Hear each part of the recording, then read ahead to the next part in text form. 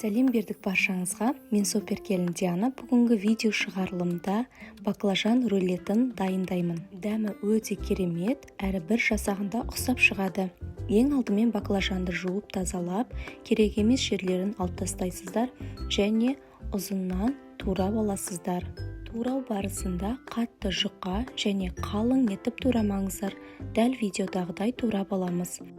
Жылы суға тұзды салып, араластырып ерітіп аласыздар.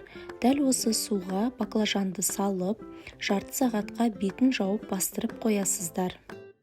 Бөлек ыдысқа майонезді салып және майдалап туралған чеснокты саламыз. Дәміне қарай қара бұрыш, аз ғана тұзды салып араластырамыз. Қалауыңыз бойынша укроп қоссаңыздар да болады. Тәрелкеге 3 жұмыртқаны шағып араластырып аламыз.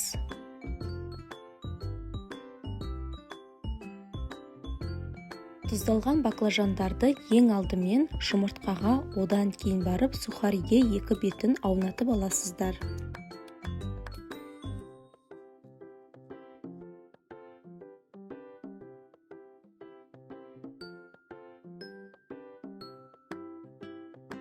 Қызып тұрған табаға баклажанды қуырып аламыз.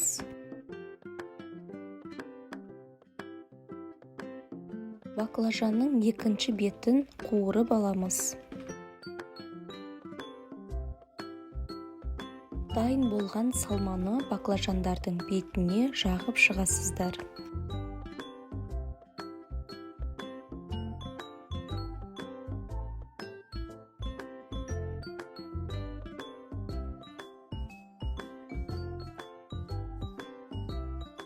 Салат жапырағын орап, баклажанның шетіне қоямыз. Ал жанына туралған помидорды қоясыздар. Творожный сырды да қойып шығамыз.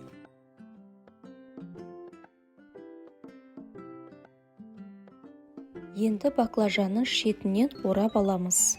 Жасалу жолы өте оңай, әрі дастарханыңыздың ажарын ашады. Баклажан рулет салаты дайын болды. Бетіне бальзамический соусты құйып дастарханға ұсыныңыздар.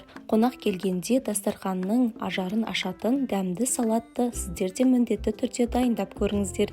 Сіздермен бірге болған суперкелін Диана. Каналды қолдау мақсатында тіркеліп, видеоға лайк басып қойыңыз.